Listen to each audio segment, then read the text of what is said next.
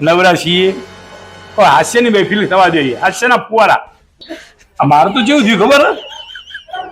ડબલું લઈને હું ખેતરમાં જતો હતો કાયમી, બરોબર?